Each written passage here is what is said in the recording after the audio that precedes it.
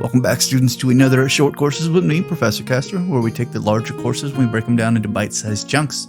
Also, at the end of this particular course, we will be trying up a new thing that I'm going to be calling Story Time with Professor Caster, where we will be discussing any kind of interactions, personal or on the gaming table, that I've had with those particular casters. So, let's begin. Moving on to Assault Kommander Strakhov, Khador Warcaster unit. With trench knives in hand, Assault Kommander Strakhov has spent decades carving a bloody trail through the kingdoms of Western Imoran, eliminating high-profile targets and destabilizing opposing forces with well-orchestrated strikes. Having carried out numerous operations deep behind enemy lines and in some of the harshest environments imaginable, Strakhov stands as a Khadoran legend, and tales of his exploits are told throughout the Empire. Those who tell of his deeds speak of him as more a specter than a man, an unseen force capable of accomplishing impossible tasks under the cover of night and leaving no evidence of his passage. Strakhov's sole purpose in life is the advancement of the Empire. He is an uncompromising soldier for whom victory or death is a guiding tenet. With the war between Signar and Khador reignited, there is no shortage of assignments befitting a man of Strakhov's considerable talent. In this new war, Strakhov has been used as a scalpel to hit the enemy at key vulnerabilities and weaken their resolve. He has assassinated Signaran officers, infiltrated pockets of Layli's resistance, and even conducted covert operations deep within Ord to sabotage mercenary outfits accepting coins from the wrong employers. Strakhov's missions are often come with unique challenges, and it is the Warcaster's remarkable ability to adapt that is so often a result in victory. He possesses an uncanny ability to blend in where he is unwelcome, taking advantages of enemy uniforms and hard-earned intelligence to avoid detection and conduct sabotage. The commander's familiarity with a wide array of combat gear facilitates this sort of subterfuge, along with his fluency in several languages and a knack for accents. When attempts at stealth must be set aside, the Warcaster is almost unparalleled in launching quick and decisive assaults. Strakhov also relies on a diverse team of operatives and dedicated soldiers serving alongside him. For over 6 years, he has personally managed the evolution of the Assault Commando Corps, one of the Khador's most elite military outfits. Under Strakhov's guidance, they have become a vital component in the Khadoran military, often deployed where combat is thickest or tasked with clearing defenses in preparation for larger invading forces. As the Assault Kommandos expand, Strakhov has continued to oversee their development. From their ranks, he has handpicked the most promising soldiers to fight alongside him in the field. Only one commando in 100 is seen to be worthy enough to join Strakhov's inner circle, and being selected for such a role is regarded as an honor. These individuals exemplify speed, precision, and unflinching dedication. Strikes made by such outfits either leave no survivors or avoid eyewitnesses altogether, and assignments given to Strakhov and his elites are considered guaranteed to succeed by those in the military's upper echelons. Elite commandos train in a manner that allows any combination of operations to function effectively as a team. This allows personnel to be chosen for missions that best match their particular talents. When the assignment is received from the high command, Strakhov evaluates the upcoming mission and then selects soldiers for it in much the same way as he selects the tools most suited for the task. Once in the field, these teams function with a ruthless efficiency.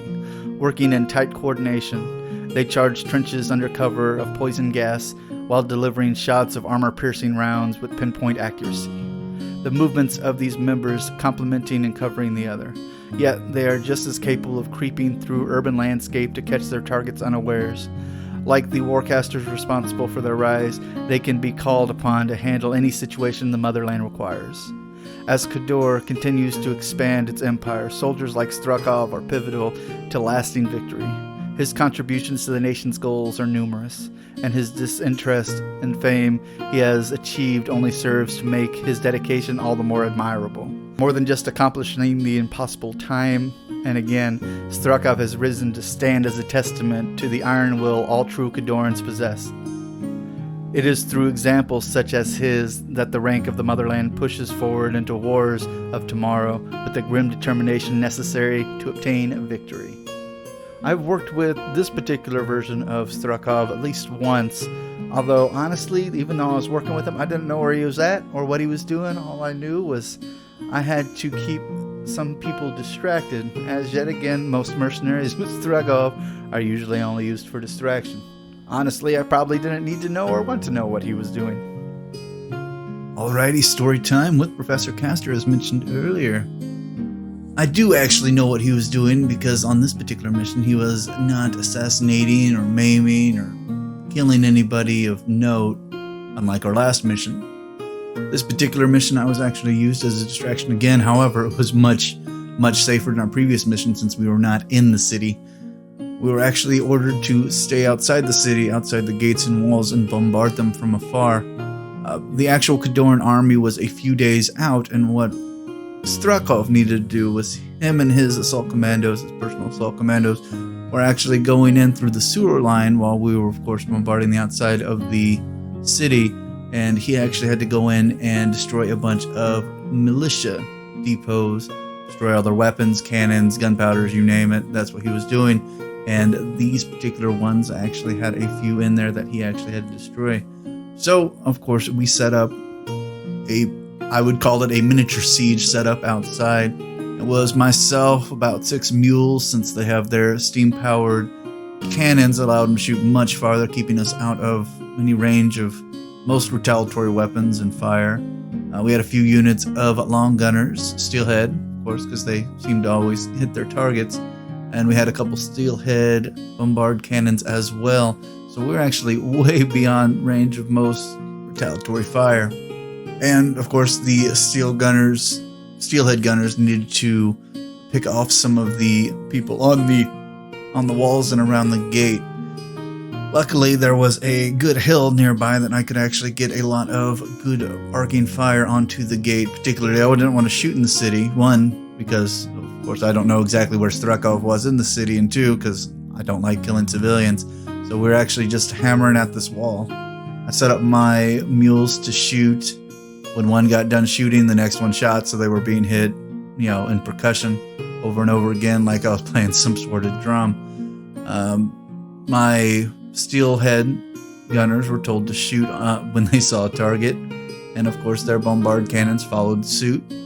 We had to maintain this type of hammering for, I don't know, almost an hour, I think.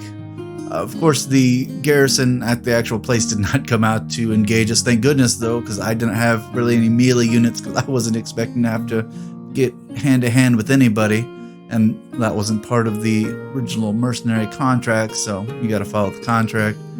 We actually kept hammering away until we saw the explosions from inside the city. We knew that wasn't us, because we had our targets. So after that we waited for Strakhov to actually come out and meet us and end mission and move on. I read reports that a few days following, when the Khadoran military got there, they got there to a city in chaos. All of their military equipment was pretty much destroyed unless it was on the wall. And then even then the wall that we were shooting at was pretty banged up. The Khadoran military kind of just cleared out the city with almost not even a shot fired, because there wasn't much left to be able to fire with. Noting why Assault Kommander Strakhov is such a good Warcaster, because he can clear out most enemy encampments and trenches and all sorts of stuff with, very few shots fired to begin with, which is actually very convenient if you're trying to save Khadoran blood. Although he's bled for his country a lot, since he usually gets injured, but he also likes to push himself a lot too, so that might be his own thing. And that was that. Mission over. Alrighty, students. Well, that does it for this short course. And as always, thank you, Privateer Press, for letting us read your fantastic lore. And as always, your homework is going to be, please like, subscribe, comment, let me know how I'm doing, and share it with your friends and fellow gamers alike so we can increase the class size. And as always, class dismissed.